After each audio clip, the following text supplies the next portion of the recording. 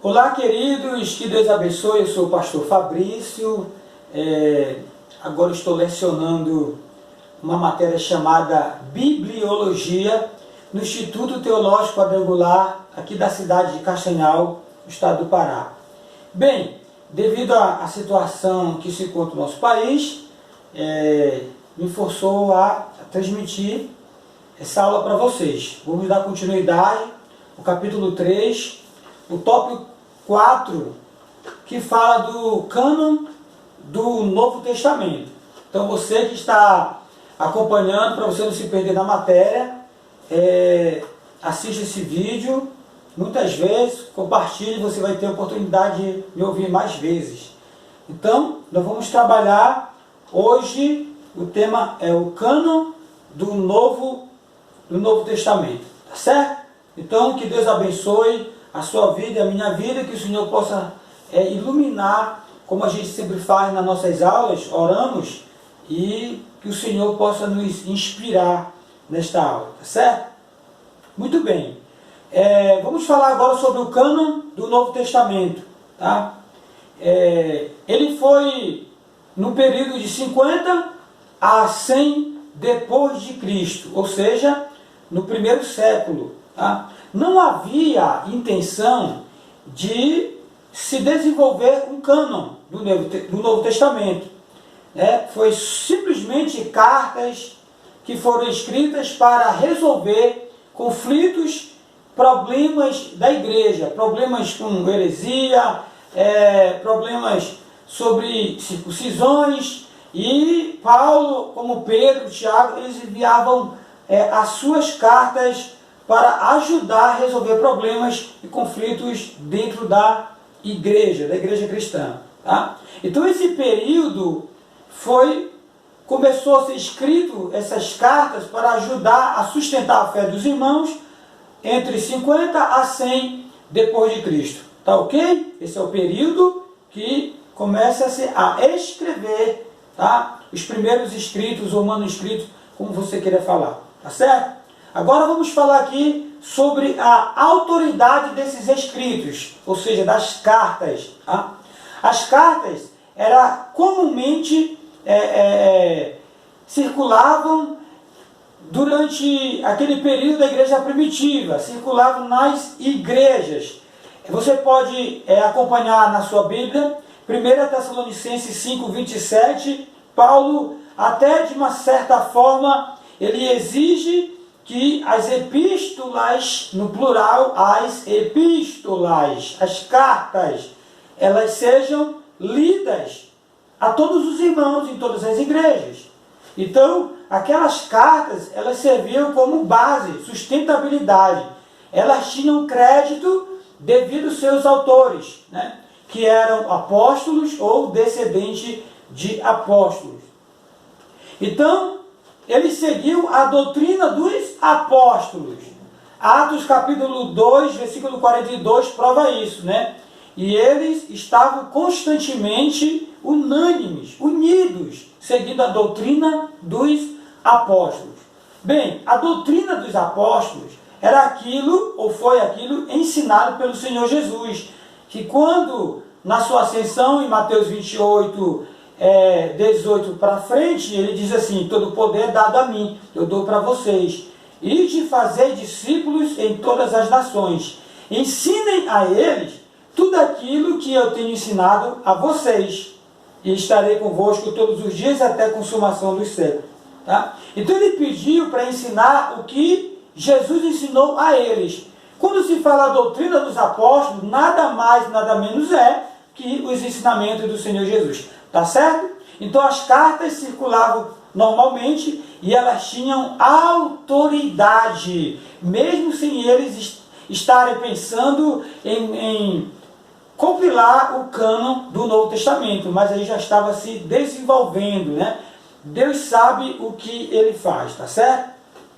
Vamos lá sobre o desenvolvimento do cânon do Novo Testamento. A partir do segundo século, repita comigo, segundo século, né? Sob a influência dos pais da igreja. Pastor, quem eram esses pais da igreja? Homens de Deus, que estava ali ajudando a manter a fé. Você depois pode estudar sobre os pais da igreja, são muitos, né? Teve alguns bem famosos, como Policarpo, que foi de 69 a 159, né? E ele foi discípulo de João, ele foi fundamental para trazer estabilidade para a igreja primitiva, tá certo? Ele também usou e usava bases do Antigo Testamento para o Novo Testamento. Agostinho de Hipona, que é de 354 até 430 depois de Cristo, também foi um sustentáculo para a igreja.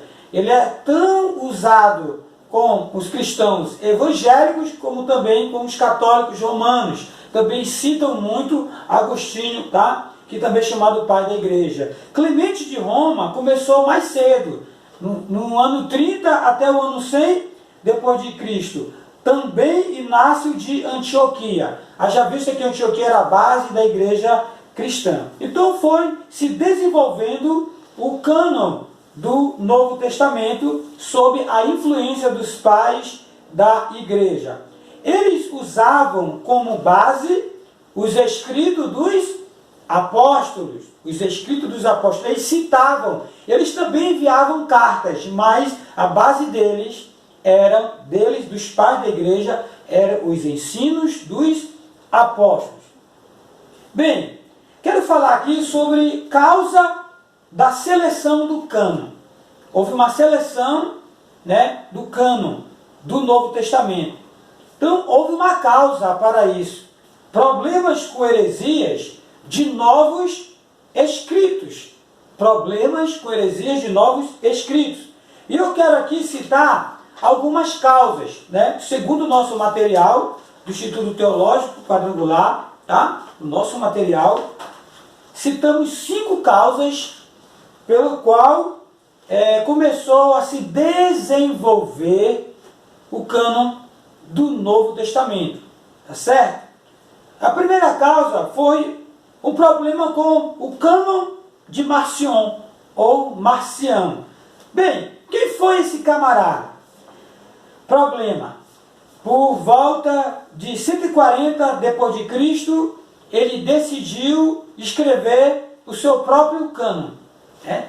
Marcião também era um teólogo, né? E ele se levantou contra toda influência judaica e contra todo o Antigo Testamento. Nós sabemos que a base do cristianismo, né, nosso contexto cristão, bíblico, é judaico-cristão. Nós partimos dessa primícia, né, judaico-cristão. Nós vivemos, né, sob essa influência, né, cristãos com influência judaica. Tá? Marcião ainda deixou 11 edições e afirmava que Cristo também não foi humano. Então, os pais da igreja, para defenderem, né, o cânon ou a doutrina dos apóstolos, não concordavam. Então, logicamente, Marcião, que quis fazer o seu cânon, não foi aceito. Então, esse é uma causa, né? Essa é uma das causas pelas quais, ou pela qual, foi se desenhando e desenvolvendo o cânon do Novo Testamento. Vamos para a segunda causa? Um homem chamado Mestre Tassiano. Ele defendia a unificação do Evangelho. Bem, ele não estava concordando muito com esse negócio de Mateus, Marcos, Lucas, João. E nós sabemos que Mateus, Marcos e Lucas são chamados de evangelhos sinóticos, porque eles têm muitos textos ou algumas situações, algumas histórias que aconteceram, que foram registradas, são semelhantes, né? São chamados de sinóticos por conta disso. Bom, a visão dele era unificar os 4 evangelhos em um único evangelho. Um único evangelho. E nós sabemos que essa junção desses 4 evangelhos, ou seja, 4 relatos da pessoa de Jesus Cristo, que conta a vida do Senhor Jesus, ajuda muito para trazer o quê? a veracidade da existência de Cristo. Já pensou? Ah, foi só um que falou. Alguém que andava com Jesus era chegado dele. Não, peraí. São 4 personagens que existiram, né? E olharam por ângulos um pouquinho diferentes, contando a mesma história, que são os evangelhos. Tá? Mateus, Marcos, Lucas e João. Bem, o mestre Graciano queria a unificação. A visão dele era essa. E olha, preste atenção. 170 depois de Cristo, ele concluiu o evangelho unificado. Vamos ficar ligados nas datas? Vai ficar gravado para você, você pode voltar aí, tá certo? Veja só. O Cânon de Marcion, 140 depois de Cristo. Problema. Em 170 depois de Cristo, ou seja, 30 anos depois, a igreja não sossegava. Era problema em cima de problema para a igreja defender a sua fé. 30 anos depois, vem a visão da unificação. Ele foi expulso, excomungado da igreja como um herege. Ou seja, a sua doutrina não era pautada nos ensinos dos apóstolos. Vamos lá? A terceira causa. Preste atenção. Terceira causa. A Bíblia sem fim do teólogo Montano, tá certo? O teólogo Montano. Vou pegar aqui meu material. Então, Montano, a página 46, pessoal do Instituto Teológico Quadrangular. Quem foi o Montano? Ele se converteu por volta do segundo século, em 200, e ele criou um movimento chamado Movimento Montanista. São aqueles seguidores de Montano. Ele era cristão, mas ele começou, como acontece no tempo de hoje, uma revelação daqui, uma revelação dali, e a pessoa começa a desenhar o seu próprio pensamento, devido a ter muito sucesso, muitos seguidores. Pois bem, isso é antigo. Aconteceu também com o teólogo Montano. Então, partindo dessa primícia, não ele, mas todos que viriam depois, poderiam deixar os seus escritos no cânon do Novo Testamento. E isso foi repreendido pela igreja. Bem, deixa eu explicar melhor para você. O que seria essa Bíblia sem fim? Bem, a Bíblia não terminaria. Não poderia botar um cadeado, colocar um cadeado no cânon. Olha, terminou aqui, esse aqui é o cânon do Novo Testamento, juntou tudo, agora é Antigo e Novo Testamento. Ele não aceitava isso. Sempre ia chegar alguém depois que deixaria algum escrito, algumas regras, algumas normas, algumas revelações. A fim de quê? A fim de que a Bíblia não tivesse fim, houvesse uma continuidade. O problema é que isso estava infiltrando ensinamentos errados, doutrinas erradas. Os pais da igreja interviram, né? E isso foi rejeitado pela igreja. Tá? O movimento montanista continuou por vários séculos, pregando a doutrina da Bíblia inacabada. Tá? Mas, uma boa pergunta. Preste atenção. Qual a posição dos pais da igreja? Qual seria a sua posição? Você como estudante da palavra de Deus. Qual a posição dos pais da igreja? Vou te dar uma resposta. Toda a revelação necessária para a salvação está contida nos escritos dos apóstolos, ou escritos apostólicos do Novo Testamento. Não era mais necessário se criar ou inventar algum outro tipo de doutrina, porque Cristo já havia deixado o que um cristão deveria fazer, o que uma pessoa deveria fazer para alcançar a salvação. Tá certo? Agora, a quarta causa. Escritos de inspiração duvidosa, os chamados livros apócrifos. Bem, existem umas coisas engraçadas que acontecem assim, pessoal. Preste atenção. Livro apócrifo. Ah, um livro amaldiçoado. Ah, um livro dos demônios. Sabe? Coisas que aparecem por aí. Mas, na verdade, Na verdade, o livro apócrifo é um livro, querido, que tem um contexto histórico, até verídico, nesses casos do Novo Testamento, até ajudando no contexto histórico, para ajudar nas nossas narrativas, nos nossos estudos. Entendeu? Só que ele não entra no cânon do Novo Testamento. A quarta causa, escritos de inspiração duvidosa, fala de alguns líderes que estavam aceitando livros com orientação gnóstica.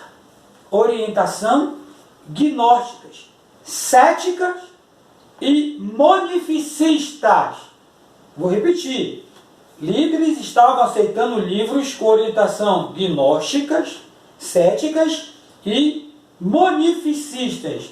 Peraí, o que é isso? A gente toma com o que esse negócio, pastor? Calma lá, deixa eu te falar aqui. Os gnósticos, a negação da encarnação de Cristo. Eles estavam pregando ou recebendo algum tipo de material de escrito e estavam simplesmente dizendo, olha, Cristo ele era espírito, ele não pode ser encarnado. Então essa teoria que estava sendo até discursada por alguns líderes da igreja da época, também não foi aceita pelos pais da igreja. E os céticos negavam a humanidade de Cristo. Então, Cristo ele não existiu, os céticos, até hoje é assim, não é verdade?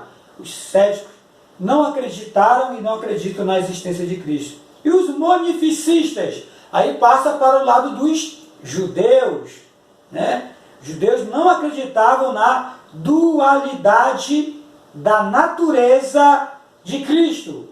O que é isso, pastor? Explica. Vamos lá, segura aí. Eles não acreditavam que ele era homem e que também era Deus, Jesus Cristo, né?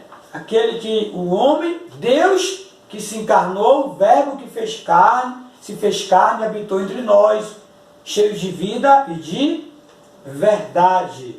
Então, eles estavam recebendo algum tipo de ensinamento e estavam espalhando na igreja, mas o Espírito Santo que cuida da igreja também não permitiu que isso fosse aceito, certo? Então houve necessidade de proteger os escritos dos apóstolos. Houve essa grande necessidade. Os pais da igreja fizeram isso. Agora presta atenção nesses homens de Deus. Os pais da igreja, eles defendiam a doutrina de Cristo, dos apóstolos. Eles, os pais da igreja, eram quem, pastor? Os primeiros eram discípulos dos apóstolos, os pais da igreja. Então, apesar de os pais da igreja protegerem o cânon do Novo Testamento, seus escritos não fizeram parte do mesmo. Interessante. Diga para mim se não é interessante. Não fez parte. Por quê? Porque eram apócrifos.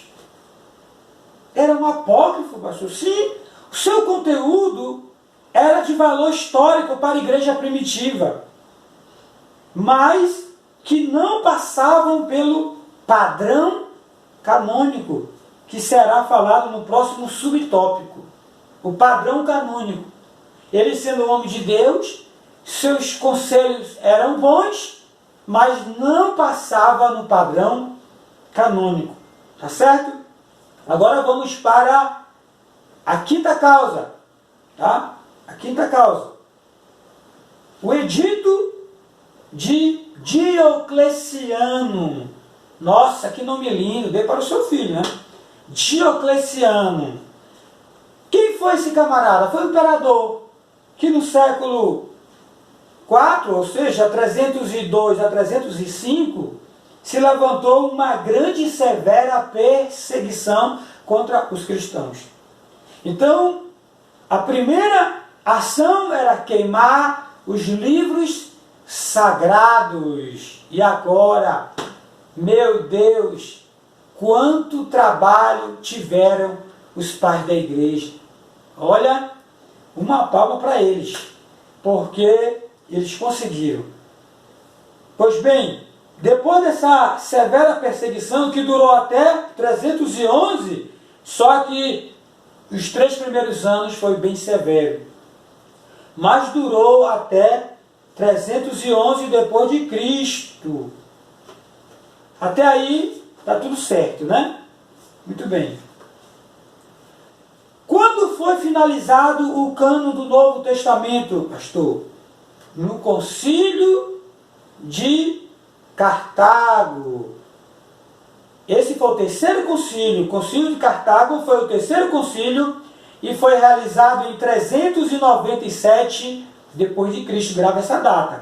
397 depois de Cristo. Então, no Concílio de Cartago, eles realmente bateram o martelo e finalizaram com grande clareza, dentro de um certo padrão canônico, o Novo Testamento. E essa é uma pequena história, meus queridos, da bibliologia, tá?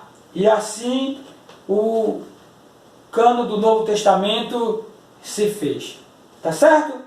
Daqui a pouco eu vou passar para vocês o segundo tópico do padrão canônico, tá certo? Então, logo mais nos encontraremos em nome de Jesus.